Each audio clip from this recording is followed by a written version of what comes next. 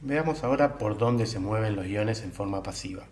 Como habíamos mencionado anteriormente, los iones en forma pasiva difunden por la membrana a través de proteínas integrales que atraviesan la membrana formando una especie de poro que denominamos canales.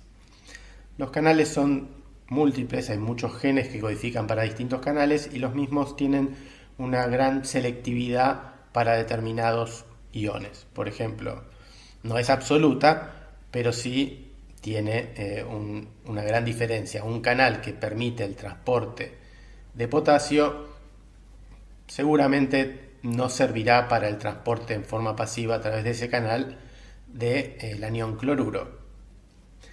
Tampoco servirá para que se mueva con facilidad el ion calcio, que tiene una distinta carga eléctrica. Entonces, las diferencias de selectividad para canales, que existen canales por ejemplo de potasio, canales de cloruro, canales de calcio, es 10 veces a 1, es decir, se mueve 10 veces con mayor facilidad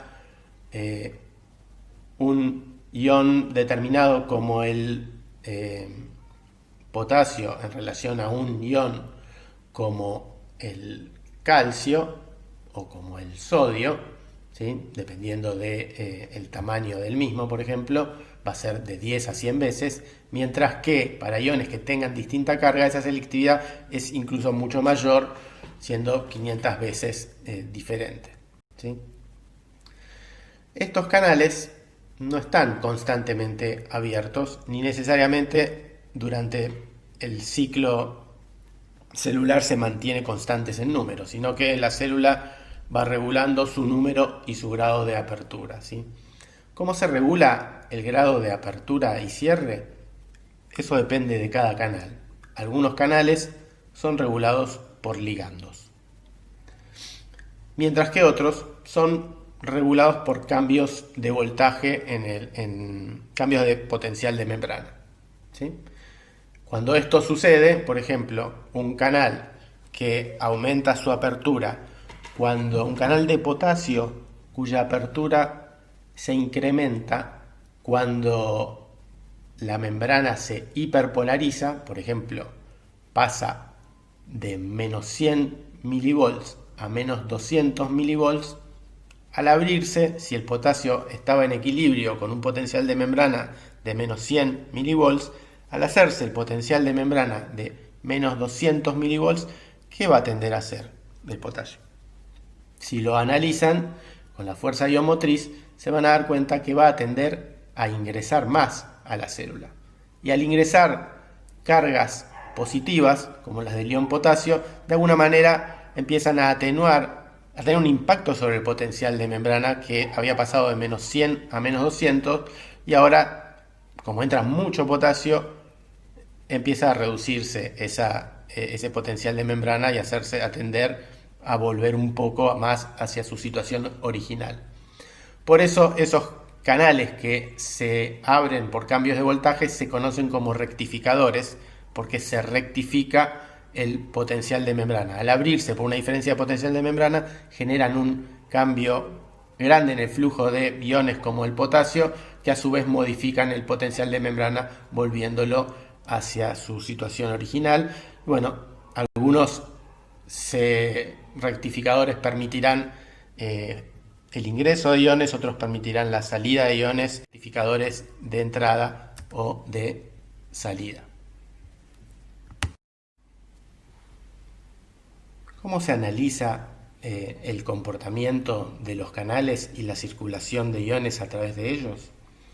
Esto se realiza por una técnica que tendrá algunos años, ni muchos ni pocos, que se denomina patch clamp.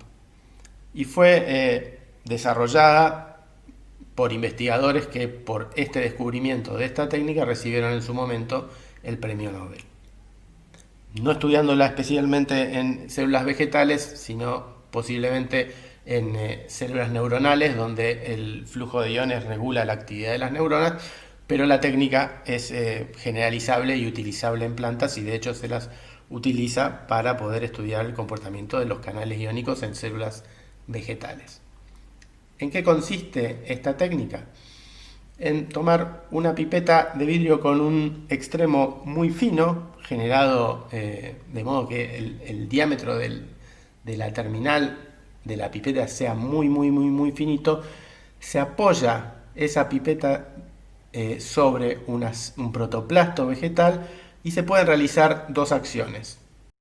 Si uno la tiene apoyada y esa pipeta se ha adherido a la membrana celular y realiza un tirón rápido, lo que termina sucediendo es que uno se queda con un pedacito muy pequeño de la membrana, dependiendo de cuán estrecho sea el terminal de la pipeta, y uno puede entonces estudiar la circulación de iones en ese segmento muy pequeño de la membrana, donde puede llegar incluso a haber muy pocos canales, 1, 2 o 3 canales.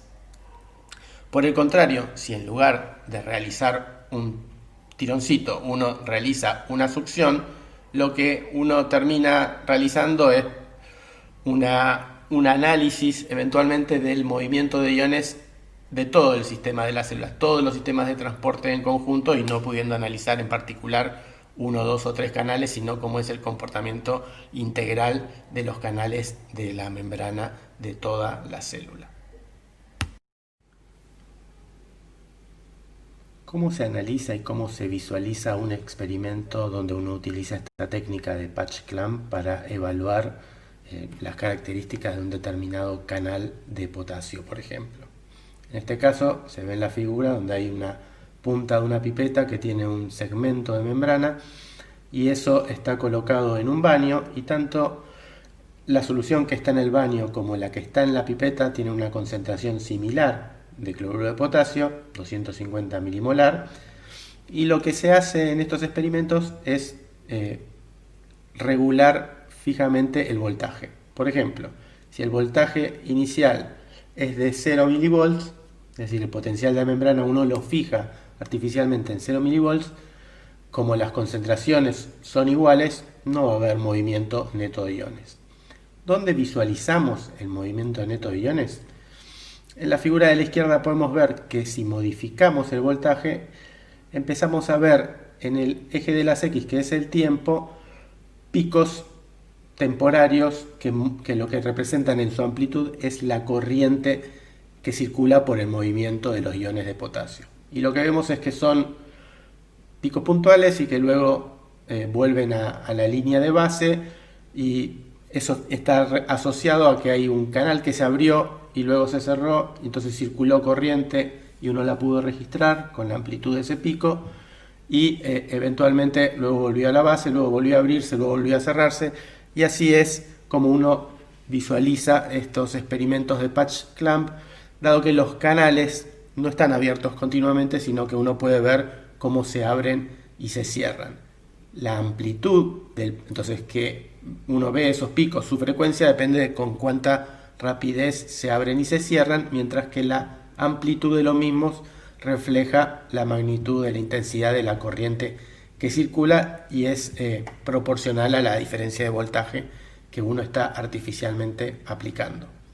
En este caso uno luego lo que hace es graficar eso, poniendo en el eje de las X el voltaje que uno fijó, e indicando en el eje de la Y la corriente que uno midió. Esos son los gráficos de corriente-voltaje. Y uno lo que puede ver es, obviamente, si uno estableció un potencial de membrana negativo, el potasio fluyó hacia el lado de adentro, porque el potasio es positivo, el potencial de membrana negativo, los iones potasio son atraídos y se mueven hacia adentro.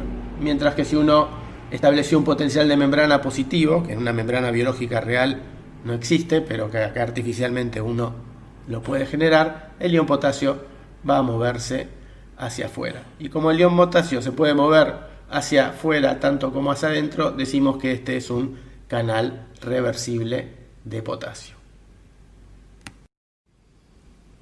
Así como en la figura anterior veíamos un canal de potasio que podía operar en forma reversible, es decir, permitir tanto el ingreso como el egreso del potasio, lo que tenemos acá son canales que se abren y permiten la circulación de corriente en una u otra dirección. decir, hacia adentro, solamente hacia adentro o solamente hacia afuera. Y entonces son los que se denominan canales rectificadores de entrada y los otros son los que se denominan canales rectificadores de salida. Es decir, no solo puede haber diferentes canales que tengan selectividad específicamente para potasio y que por los cuales fluya con mucha menor facilidad el calcio o el anión cloruro, sino que incluso para un mismo tipo de canal puede haber distintos tipos de regulación, ya sea que respondan a distintos ligandos, distintas hormonas, o que respondan en forma diferencial frente al estímulo, permitiendo un cambio de voltaje, permitiendo solo el ingreso o solo el egreso del ion de la célula.